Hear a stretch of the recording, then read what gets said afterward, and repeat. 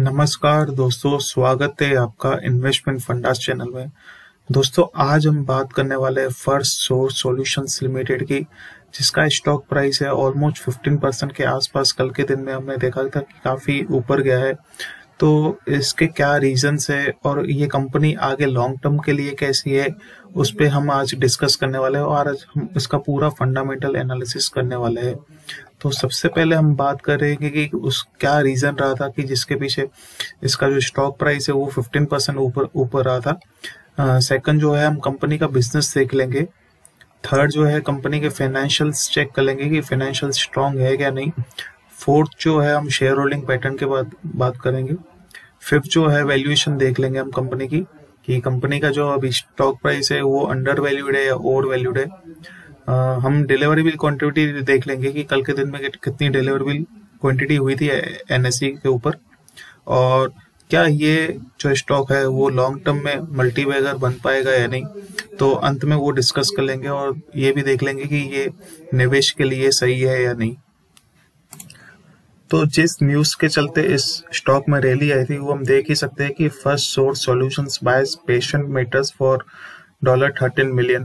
तो जो first source solution company है उसने पेशेंट मेटर, एक कंपनी है फ्लोरिडा बेस्ड कंपनी है, फ्लोरिडा बेस्ड कंपनी एक पेशेंट मेटर है, उसको बाय किया है $13 मिलियन में। तो ये जो है पूरी डील जो है वो कैश में ही हुई है। तो अगर $13 मिलियन जो है वो अगर आप इसको रुपीस में कन्वर्ट करोगे तो वो हो जाएंगे अराउंड 988 करोड़। तो इसीलिए दोस्तों इस स्टॉक में हमें इतनी रैली दिखाई दे रही है। पर एक ये भी बात है कि क्या ये सिर्फ न्यूज़ बेस्ड रैली है या फिर लॉन्ग टर्म के लिए ये स्टॉक होल्डिंग करने जैसा है या नहीं, तो उस पर भी हम आगे डिस्कस कर लेंगे। तो company basically business process management में है। तो जो बीपीओ सर्विसेज होती है कंपनी वो प्रोवाइड करती है। और कंपनी के जो अगर इंडस्ट्री की बात करूँ तो वो कौन सी इंडस्ट्री में प्रोवाइड करती है तो वो भी देख लेते हैं। तो पहली जो है वो बैंकिंग एंड फाइनेंशियल सर्विसेज है। सेकंड है हेल्थ केयर सर्विसेज में वो अपनी सर्विस प्रोवाइड करती है। Third communication media and technology, और फिर इंश्योरेंस सेक्टर है, मॉर्गेज है, यूटिलिटीज है और अदर इंडस्ट्रीज है। तो कंपनी जो है इन सभी सेक्टर्स में अपनी सर्विसेज प्रोवाइड करती है। और कंपनी के अगर मैं प्रोडक्ट ब्रेकअप की बात करूं तो उनका जो कस्टमर मैनेजमेंट है वो 40% के आसपास का जो है उनका कस्टमर मैनेजमेंट है, और 16% जो है वो मॉर्गेज के अंदर है। हेल्थ केयर के अंदर इनका 33% है, और इनका जो मेजर ऑफ रेवेन्यू है वो यूएसए से आता है जो कि 60.8% है। यूके से इनका जो रेवेन्यू है वो अराउंड 37% है, और बाकी थोड़ा बहुत जो रेवेन्यू है वो इंडिया और अदर कंट्रीज से आता है। कस्टमर सेगमेंट में जो है वो बेसिकली 41% जो है इनका कस्टमर सेगमेंट जो है वो banking and finance service sector है, और हेल्थ केयर इंडस्ट्री में जो है उनका 33% है। टेलीकॉम और मीडिया में 24% है, और बाकी अदर्स में 2% है। इनका बेसिकली ऑनशोर सर्विसेज रहता है जो कि 76% है, और ऑफशोर में इनका 24% रहता है। तो हम यहाँ देख ही सकते हैं कि काफी डाइवर्सिफाइड है इनकी सर्विसेज जो है ऑल ओवर अक्रॉस इंडस्ट्रीज में अलग अलग, जैसे कि बैंकिंग, फाइनेंस, हेल्थ केयर और टेलीकॉम मीडिया। तो डाइवर्सिफाइड पोर्टफोलियो है जो कि कंपनी की जो बिजनेस रिस्क है उसको भी कम करता है, और ओवर एंड ऑल जो प्रॉफिटेबिलिटी में है उसको भी उसमें भी ये चीज जो है हेल्प करती है काफी।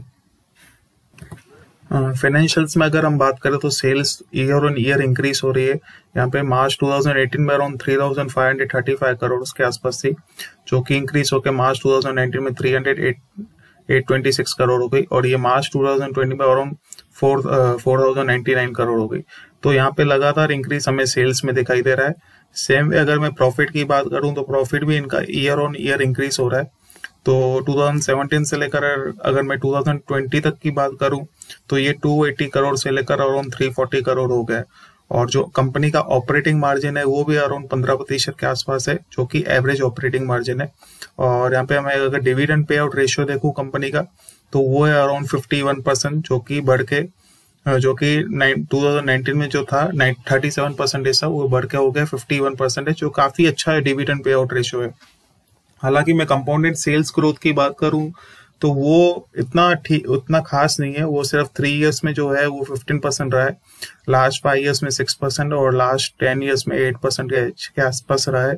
तो ठीक है, मतलब इतना इंक्रीज नहीं हुआ, पर ये एक चीज है कि कंपनी का जो एवरेज सेल्स है वो इंक्रीज हुआ है। हालांकि उसकी ग्रोथ जो है वो कम है, पर ये इंक्रीज तो हो रहा है।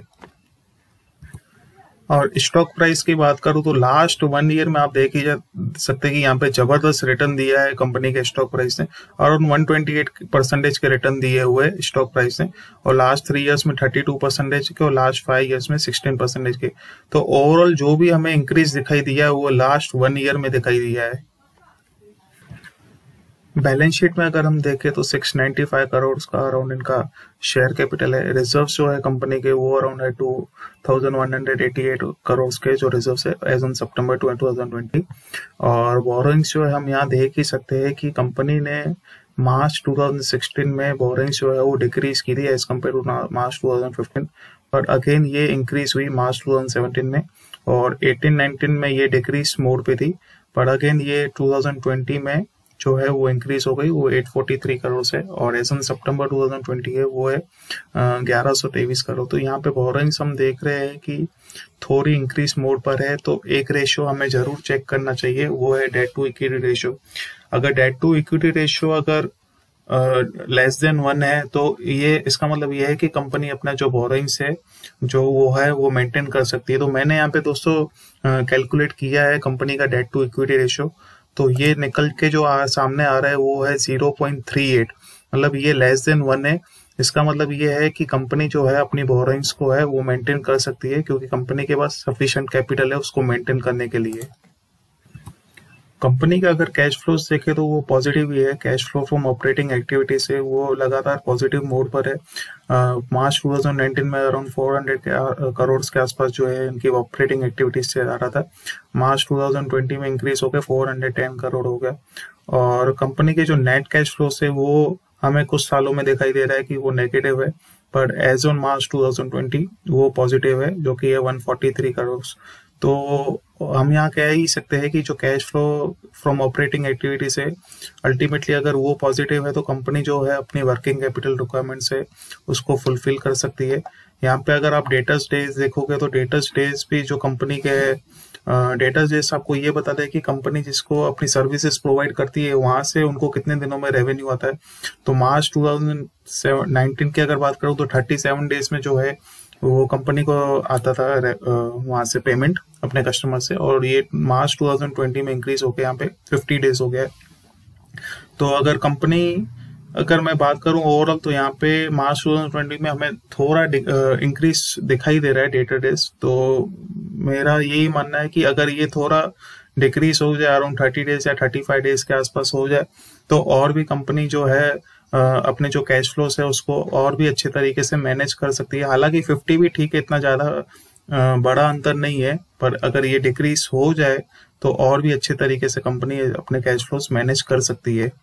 अगर मैं होल्डिंग की बात करूं, शेयर होल्डिंग पैटर्न की बात करूं, तो यहाँ प्रमोटर्स की होल्डिंग है वो है अराउंड 53.82% के आसपास प्रमोटर्स की होल्डिंग है। और फॉरेन इंस्टीट्यूशनल इन्वेस्टर्स की अगर मैं होल्डिंग की बात करूं तो यहाँ अराउंड सितंबर 2019 में जो था वो अराउंड 10% के आसपास की इनकी होल्डिंग थी, जो कि डिक्रीज हो रही है अराउंड अभी सितंबर 2020 तक ये डिक्रीज होकर 7.17% के आसपास हो गई है।